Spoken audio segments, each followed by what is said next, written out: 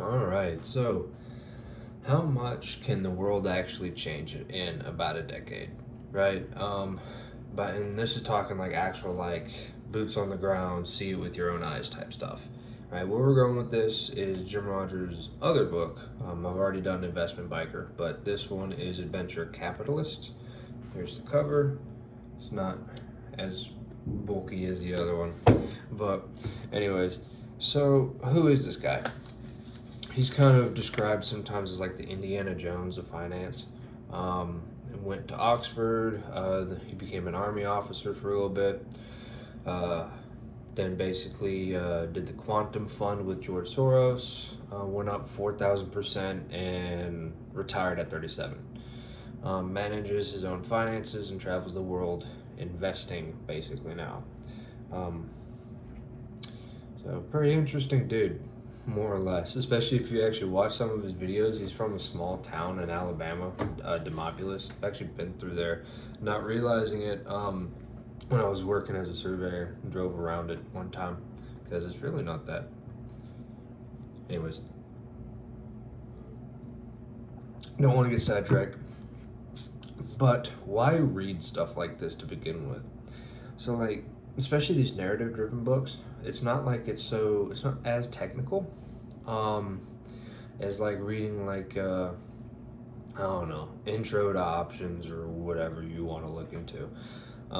But narrative is definitely how people learn, and so it's kind of like gives not necessarily personal example. It's easier to retain concepts, especially like fundamental concepts like he goes um, through narrative. At least for me, and for the vast majority of people, I'd assume, mostly because that's kind of, from what I can tell, generally accepted research. People are pretty narrative driven, so there's that. But it's also just like, not only is it just like an interesting story, it's you actually learn stuff. I made kind of a bullet pointed list of not necessarily just a trip, but stuff you kind of learn from it and what I got.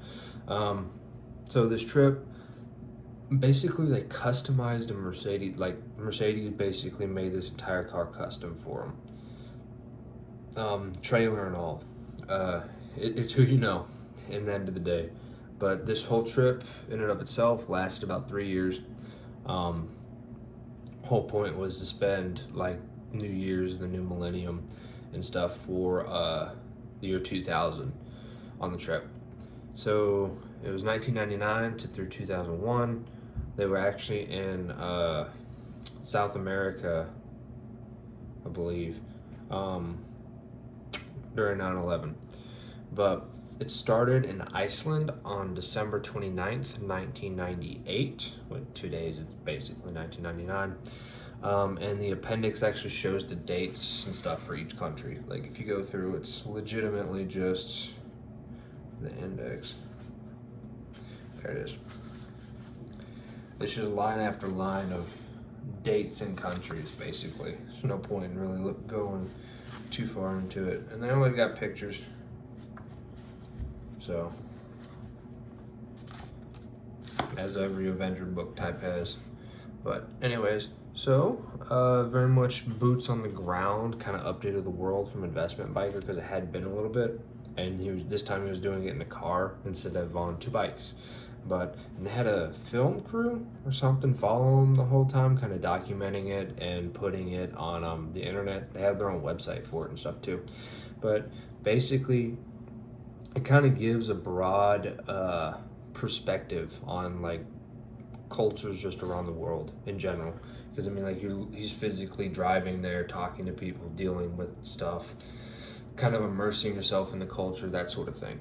It helps you kind of broaden your perspective a little bit, or at least make you aware of things like that. So maybe if you decide to go do the same thing, or even if it's just one other location and something happens, you can kind of learn to be a little bit more go with the flow. Like that's another thing, is like learning when you need to be kind of assertive and go right after it, something specific, and when you need to kind of be tactful, especially in foreign countries where you aren't necessarily welcome. Uh, so there's that. Uh, Gives narrative examples of risk management and how to change plans, like traveling through war zones as an example, things like that.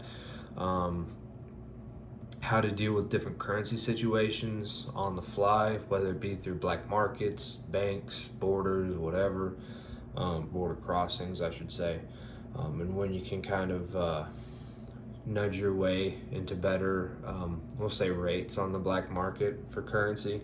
Like kind of actually walking into the bank and being like, nope, I'm just gonna do all of it here instead of actually going through you guys, and things like that. The importance of understanding history, especially if you travel through different cultures that you aren't like aware of. The world works very differently in other places, and if you've never been outside of your own country, you should.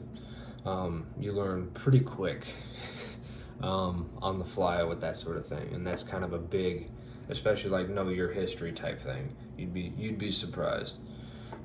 Even in just like somewhat similar, I'd say cultures ish. Like there's, in the grand scheme of things, there's minor differences I'd say between like the United States and say like Germany. I know there's obvious differences, but like in the grand scheme of things, you can kind of, there'll be some differences, but you can function if you're dropped off and completely unaware of the differences, right? Definitely helps, but you're probably not going to just roll over and die after a week in a ditch or something, unless it's a soccer game. But so there's that. How the world actually works, so things like corruption on a daily basis in countries, NGO scams.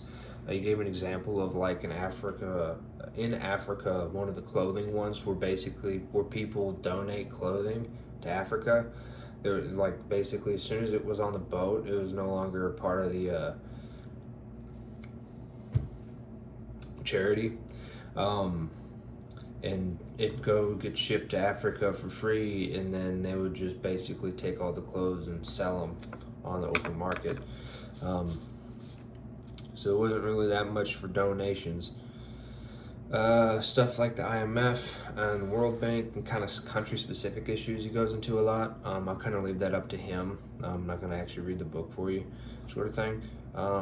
He also gives personal examples, like where he had a lot of problems with his dad.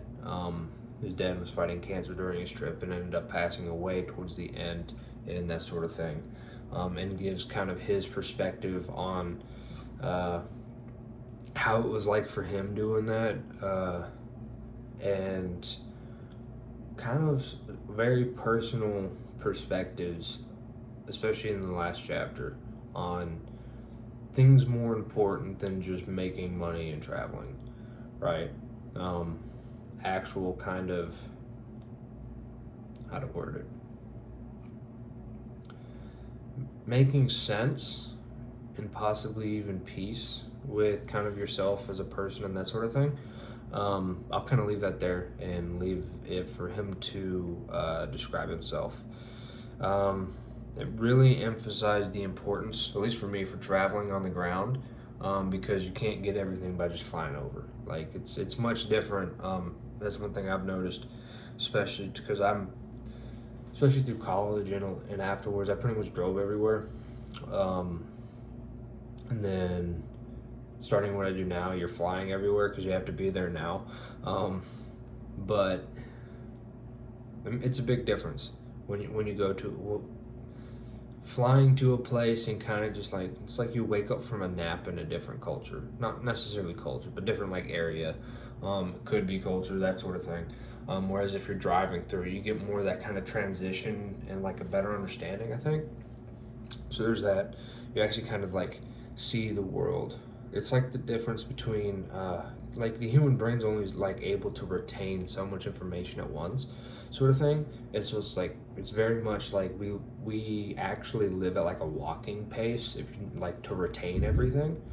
So it's kind of like that. If you're flying over, you're not really getting it. If you're driving, you're gonna get more than if you were flying, and so you still gotta be realistic. You can't walk around the world like that.